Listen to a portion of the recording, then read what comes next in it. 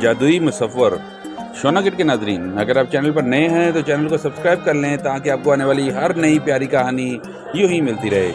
پنجاب کے ایک رنگین اور خوشبوؤں سے بھرے قصبے میں ایک ننھا سا لڑکا رہتا تھا جس کا نام حمید تھا۔ حمید کوئی عام بچہ نہیں تھا، اللہ نے اسے ایک نایاب تحفہ دیا تھا۔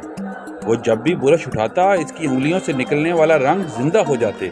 چھوٹی سی عمر میں ہی حمید نے مصوری کا شوق پال رکھا تھا۔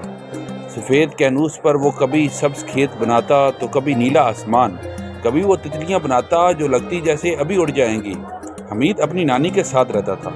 نانی بھی جوانی میں بڑی مصورہ رہ چکی تھیں۔ انہوں نے ہی اب سے برش پکڑانا سکھایا، رنگوں کی پہچان دی اور بتایا کہ ایک خالی کینوس پر دنیا کو کیسے آباد کیا جا سکتا ہے۔ ان دونوں کی دوستی مثالی تھی۔ اکثر دوپہر میں وہ ایک ساتھ صحن میں بیٹھ کر رنگ ملاتے اور ہر تصویر کے پیچھے چھپی کہانی سناتے۔ نانی کہتی، بیٹا ہر تصویر ایک راز ہے، اگر دل سے بنایا جائے تو وہ راز کھل جاتا ہے۔ ایک روشن صبح جب سورج کی کرنیں کھڑکی کے اندر داخل ہوئی تو حمید نے سوچا کہ آج وہ کچھ نیا بنائے۔ وہ ایسی تصویر چاہتا تھا جس میں جادو ہو، جو دل کو چھو لے۔ اس نے نانی سے کہا، نانی میں جنگل میں جا رہا ہوں، وہاں جا کر نیا منظر دیکھوں گا۔ نانی نے مسکرا کر دعا دی اور کہا، جا بیٹا، مگر یاد رکھنا قدرت کو صرف آنکھوں سے نہیں دل سے دیکھنا بھی ضروری ہے۔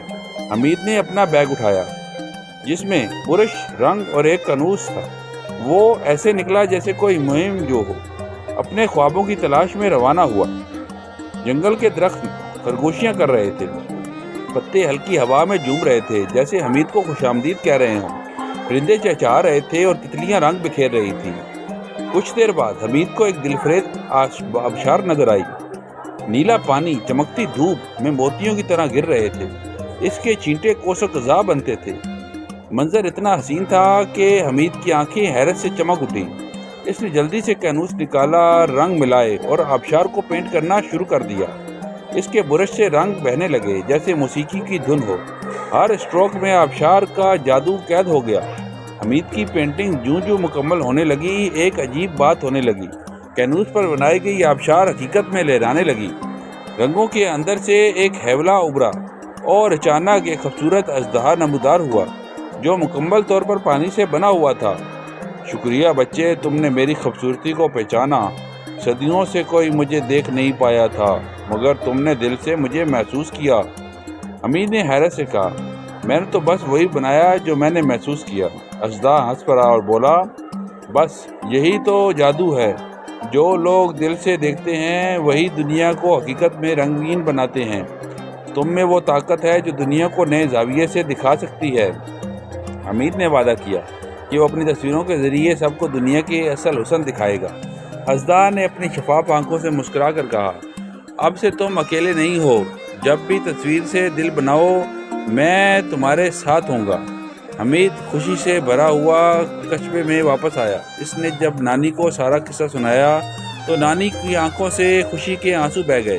انہوں نے کہا، میں نے کہا تھا نا بیٹا، ہر تصویر ایک راز ہے، تم نے وہ راز کھول دیا ہے۔ قصبے کے لوگ حمید کی تصویروں کو دیکھ کر آنے لگے۔ ہر تصویر میں زندگی کی جھلک محسوس ہوتی۔ لوگ کہتے یہ صرف زندگی نہیں، یہ خواب ہیں جو حقیقت کا روپ دھار رہے ہیں۔ یوں حمید قصبے کا جادوئی مصور بن گیا۔ اس کی تصویریں نہ صرف لوگوں کو خوشی دیتی بلکہ انہیں بھی یہ سکھاتی کہ دنیا کو ہمیشہ رنگوں اور خوابوں کی نظر سے دیکھو۔